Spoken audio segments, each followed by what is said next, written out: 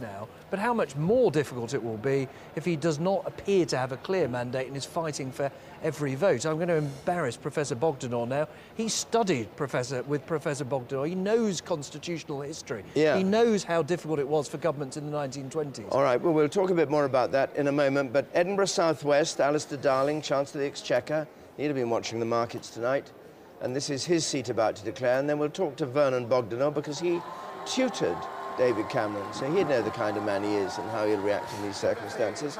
But let's just get this result from Edinburgh South Liberal West. Democrats, 8,194. Colin Anthony Fox, Scottish Socialist Party, 319.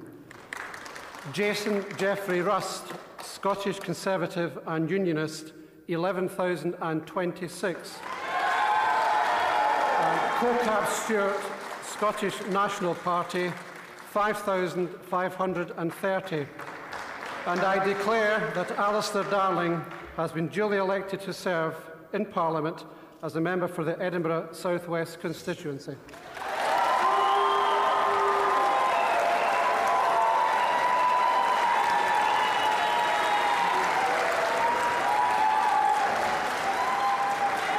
South West. So Alistair Darling now speaking at his count at Edinburgh South West. For the efficient way in which you have conducted the count this evening. I'd also like to thank the police for all the work they have done, not just at the count, but throughout this day. And also to thank my fellow candidates in this constituency for the way in which they conducted this campaign. And lastly, but most importantly, I want to thank everyone in Edinburgh South West who supported me today. It is a great honour and a privilege to serve as a Member of Parliament for a constituency in this city, and I look forward to serving my constituents in this next Parliament.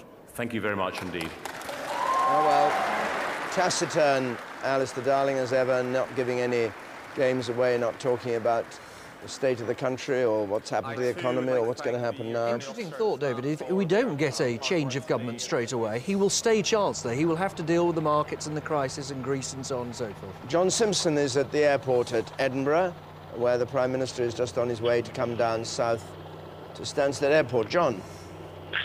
David, hi. Actually, I'm on the plane, and so is the Prime Minister, and we're on our way. We'll be just taking off very shortly, I think. A strange mood among Mr. Brown's entourage.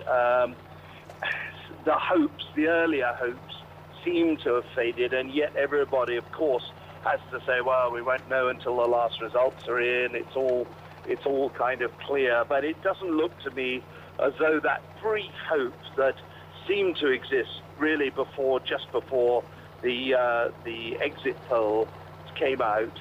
That hope is still going. I mean, it seems to be fading pretty fast. I mean, every time there's a Labour win, a little shout goes around and everybody cheers up a bit. But I just think it's slipping away, and they can feel it slipping away. So, John, if that's so, you would speculate that Gordon Brown might well tomorrow or later today, I'm forgetting it's Friday, not Thursday, resign as Prime Minister?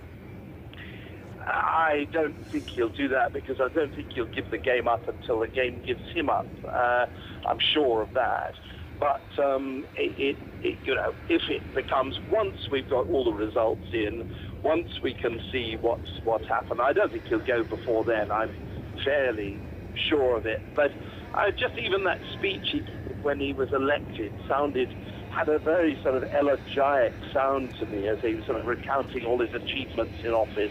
I think he's fully prepared now to go, and he'll just see whether actually the circumstances are right and when they are right.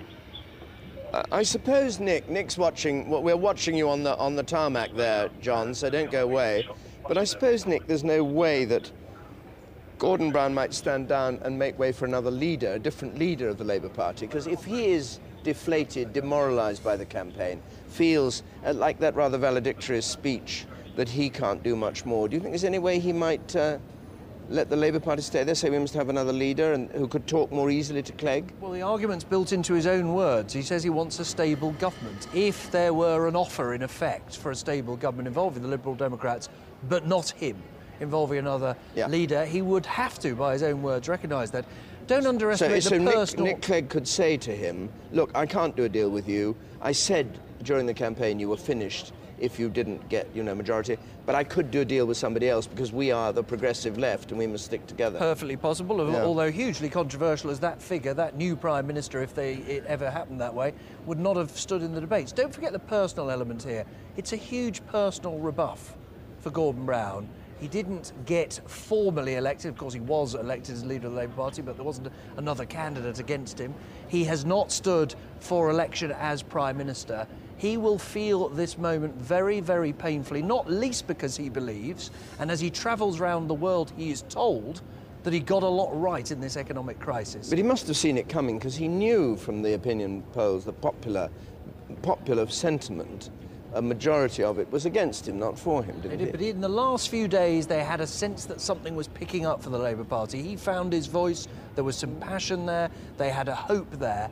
But there's a difference, David, between knowing it's going to happen and it happening, and it's horribly painful. John Simpson on the plane there, is that the view of the people travelling with Gordon Brown? I suspect it is privately. I mean, it's the kind of thing nobody obviously wants to say at the moment with a lot of journalists hanging around listening, but I suspect it is, yes. And I mean, both you and everybody else there knows better than I do, since my area is mostly foreign affairs, what the state of play is likely to be. But I mean, it's just very difficult now, I would have thought, to have it possible for two parties, neither of them have done very well, to link together, and I think that's really what people here are saying. Vernon? The final test is what happens in Parliament with the Queen's speech, which is on May the 25th. Or what they think might happen if they wait till then. Yes, and the test would be, could Gordon Brown or some other Labour leader get through a parliamentary debate? Those are the rules. The Prime Minister, there's no vacancy in the post of Prime Minister until Gordon Brown resigns or is defeated in Parliament on the 25th. Now look, we've not talked to you. We've missed a trick with you. You taught David Cameron. Indeed. You know David Cameron. Very well. Tell us about him. Well, he's one of the ablest students I've taught. He got an outstanding degree. But even more important than that, he's got a very fine temperament for a politician. He's very cool, he doesn't buckle under pressure, he reflects and thinks before acting, and he will know what to do in this situation. And I think the speech he gave in his constituency was a very good sign of that. Very calm, very cool, not triumphalist. It hit the right note, I think. Could you teach him, Vernon, though, about the elections of the 1920s, when exactly the sort of deals we're talking about between other parties had to be done, because he studied a lot of this, hasn't he? I suspect all this is etched on his brain. I think that's a yes. I think it's a yes, but it's very rare that a university don claims that his pupil remembers anything that he said or agrees with any of it. You not only think that he's the cleverest pupil ever, but he actually agrees with you. He's one of the ablest pupils I've taught. He disagrees with me on a large number of things, but nevertheless, I think he's absorbed a great deal of my teaching. In the pitch black to your right, Vernon, is